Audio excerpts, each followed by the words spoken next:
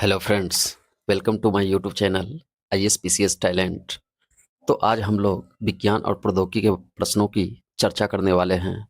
कई लोगों में यह अस्पष्टता रहता है कि विज्ञान और प्रौद्योगिकी के सवाल कठिन होते हैं, जबकि ऐसा बिल्कुल भी नहीं है।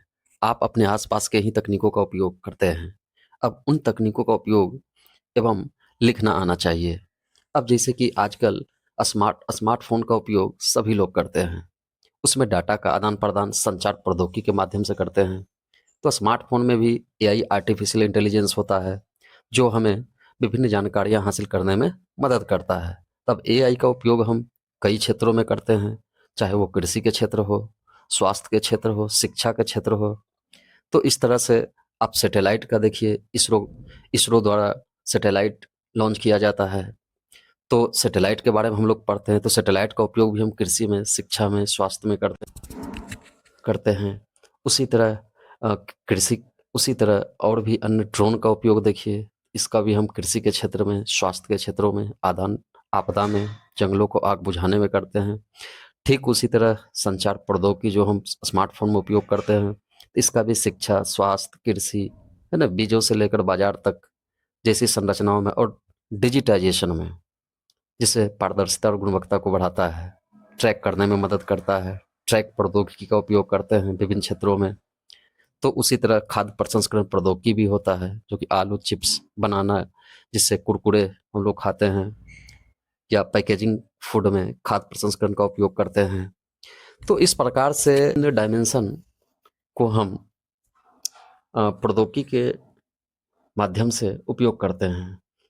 इससे लेखन शैली को आकर्षक एवं प्रभावशाली बनाते हैं, जो सामान्य से अधिक अंक दिलाता है। तो एक मोटा-मोटी हमने इसके बारे में संक्षिप्त जानकारी ली है, क्योंकि विज्ञान और प्रौद्योगिकी कोई हार्ड विषय नहीं है, ये हमारे व्यवहार से ही जुड़ा हुआ विषय है। बस इसे हमें अ, विभिन्न डायमेंशनों में उपयोग करना है, जिससे यह सरल हो जाता है। तो चलिए विज्ञान और प्रौद्योगिकी का एक सवाल देखते हैं। व्याख्या कीजिए कि विज्ञान और प्रौद्योगिकी किस प्रकार कृषि उत्पादकता और खाद्य संरक्षण में मदद कर सकता है। यह BPSC मेंस 70वीं में पूछा गया सवाल था। तो इसकी भूमिका लिखते हैं। विज्ञान और प्रौद्योगिकी ने कृषि के तरीकों में क्रांति ला दी है, जिससे उत्पादकता बढ़ी है और लागत कम हुई है। उसके बाद है कि उत्पादकता के बारे में पूछा है, तो इसके बारे में लिखेंगे उत्पादकता में सुधार कैसे विज्ञान और प्रौद्योगिकी सुधार लाता है। तो सबसे पहले जैव प्रौद्योगिकी देखते हैं कि आनुवांशिक रूप से संशोधित फसलें, जिसको हम जेनेटिक मॉडिफाई करते हैं, तो विज्ञान ऐसी किस्में विकसित करते हैं जो कीटों, रोगों, सूखे, तापमान जैसे प्रतिकूल जलवायु परिस्थितियों के प्रति अधिक प्रतिरोधी होती है, जिससे पैदावार सुरक्षित रहती है। दूसरा है कि उन्नत उपज वाली किस्में HYV हाई यील्ड वैरायटीज जैव प्रौद्योगिकी के माध्यम से उन्नत बीज को विकसित कृषि के उत्पादन एवं उत्पादकता में वृद्धि की जाती है। उदाहरण हरित क्रांति के दौरान लाई गई बौनी गेहूँ और चावल की किस्में हैं।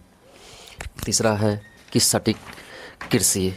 तो सटीक कृषि में हम लोग देखते हैं कि यह तकनीक GPS, ड्रोन, संचार उपग्रह, संचार प्रौद्योगिकी, इमेजिनरी और सेंसर, ये सभी सटीक कृषि में मदद करती है।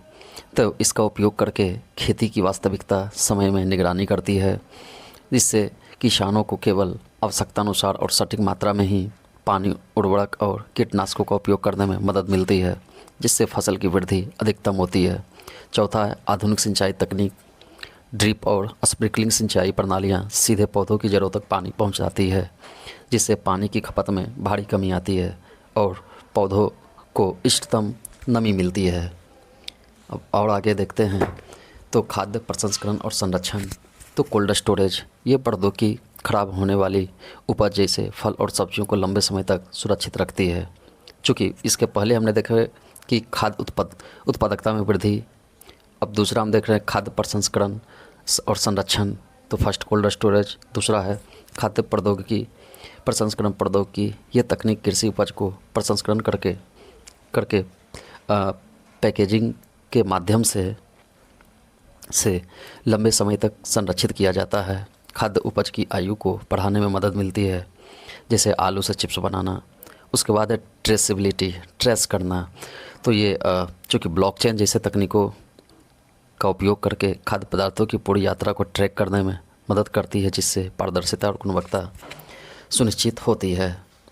अब हम आगे निष्कर्ष भी देख लेते हैं।